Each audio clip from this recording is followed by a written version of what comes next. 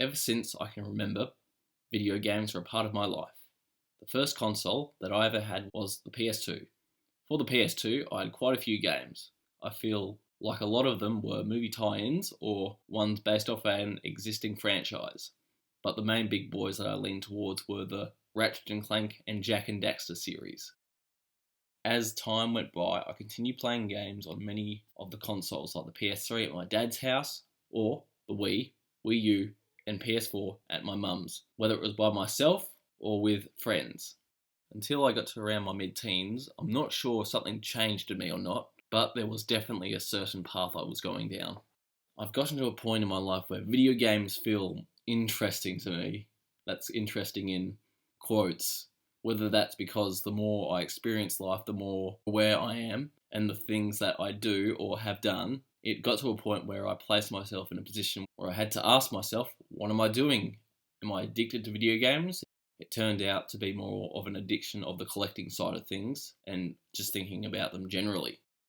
As of writing this, I find myself in kind of a similar position, not quite as full on as the first time, but in more recent times I've begun to backlog more games.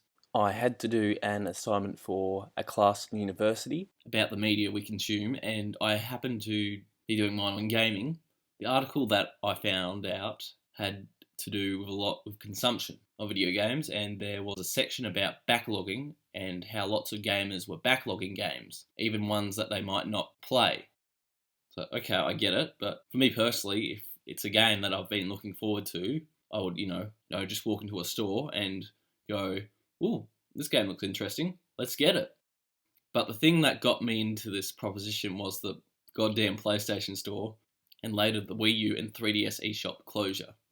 Games like Bioshock and the Batman Arkham games that I haven't played but heard great things about them were not only on sale, but they were bundled as a collection. And when you look at it that way, I'm getting all these games, which is 3 each in each bundle, and they'll total to about 6 or 7 Australian dollars, which ended up about $20 per collection. And I know the value of, products fluctuates from time to time, but that's still a pretty great value in my eyes. And most recently, when Marvel's Avengers was leaving the PlayStation Store with a 90% discount, and even if the game isn't really that great, I sort of had this interest. It's like, I might play it, might as well pick it up. In 2023, I had a bit of a panic buy for the Wii U. Ever since the Wii U and 3DS eShop was shutting down, or had shut down by that point, I got about 13 Wii U games from eBay, as well as buying lots of eShop gift cards because by that point you couldn't just use your credit or debit card to add money to the shop. But I've also gotten to an age where I'm like, if I want to make a dent in the world, I got to play a game for a reason, like lots of passion behind it. And I get it. It's a balancing act, and also get that I can't have it both ways, and also think that I've already played quite a lot of games and I have my favourites. So, I just think leave it at that. The phrase getting your money's worth, I'm not sure where exactly I started saying it, but, I probably heard it around my family's friends and people online. I originally came up and started the idea of this video when I was 19 and added to it more when I was 20. I am now 22, but now I feel like I've gotten back to my perfectionist trophy collection, that if it has multiplayer trophies on them, then I won't play them. Or if they were trophies or games on my account that I didn't like, I would just delete the whole account. I guess I developed an attitude towards that. I only play games that I know I'll really like and 100%. But how is anyone supposed to know if they like something without trying it first? And I guess the opposing thing would be, try it on one account first. If you like it, then you're going to 100% it. So, then go back to your first account and then 100% it that way. I must have been about 14 and I erased the PS3 data just so I could have a perfect trophy list with games that I'd 100%. Now looking back, I feel a bit silly doing that because some of those trophies, if not all of them, kind of represent who I was or the games I was interested in at the time, whether that was the Little Big Planet games, the Skylanders games, the Jak and Daxter, and Ratchet and Clank trilogies, especially Ratchet and Clank A Crack in Time, because A Crack in Time was the first game that I got from, I believe it was Christmas 2009, and Every now and again, I would open the trophy list for the game, and I would see that must have been one of the trophies that I got on Christmas Day because it wasn't dated. It was completely blank. I guess when the PS3 clock hits a fresh decade, just could not comprehend time itself. But was like, yeah, you totally got that first trophy, so, you're all good. Or, it could just be me meddling with the PS3 save data, as well as all the trophies that I had collected when I was like 8, so, kind of a sad feeling now. And I never got to the Insomniac Museum or 100% Ratchet and Clank Crack in Time either, so another reason to go back and play it. In 2023, I played Resident Evil 4 Remake, and I just absolutely adored it. I never played a Resident Evil game in my life, and when it was released, I didn't take notice of it until August of that year, when I saw YouTube videos about it and thinking about how, revered the game was. So I gave it a shot and I loved it, but also during that time, I was feeling a bit unsure if I'd been feeling maybe a bit depressed, apathetic, or some state of dissociation. And I feel like recently it's just gotten worse.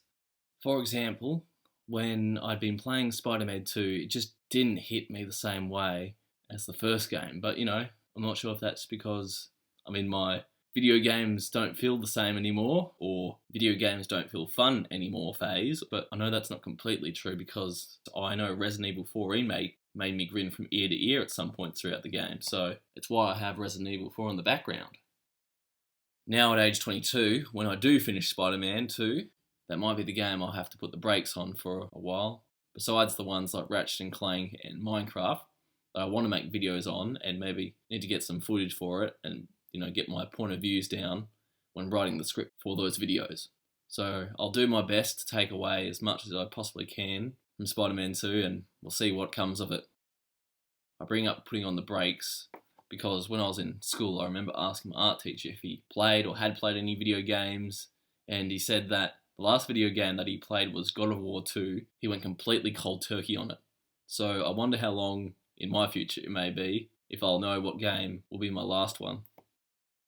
The part of me that feels pessimistic, nihilistic, and apathetic says there's no need to play any more games. You're done. You're in your early 20s, you've had your fun. Every game's bad, every game's middle of the road. There are no new experiences to be had. Why even bother? I see you, Mr. Smith, looking at Gotham Knights. I know you want to have some cheeky action as Nightwing. If you want some cheeky action as Nightwing, there is already a better game than Gotham Knights where you can play as Nightwing. It's called Lego Batman, you numbnut. Looking at my current 22-year-old self, I kind of feel bad for my 20-year-old self. I have some similar doubts and feelings both about gaming, which this video is hopefully about, and I haven't rambled too much, and also my general feelings about life. But when I was 20, still had that optimism in me, riding a bit of a high after getting a job and wanting to play the Batman Arkham games and the Bioshock games, which I got back in 2022 and still haven't played. So I guess the takeaway is maybe I'm just a gamer living in a gamer world, which happens to be a capitalist society, putting as much content out there on sale for people so they can buy all the games, and then they have all the games they don't have any time for, and then they don't know what to do with themselves anymore, and then they spiral into madness like I'm currently doing right now. But no, really, actually, yeah. I think it's, the real takeaway is every now and again, it's just stopping yourself and asking, what are you doing? And just take it easy every now and again. I get that gamers have, their hardcore gamer moments, but just like life, we need balance. And I guess, or know that I'll always love gaming and will somewhat be a part of my identity. And as always, thanks for watching.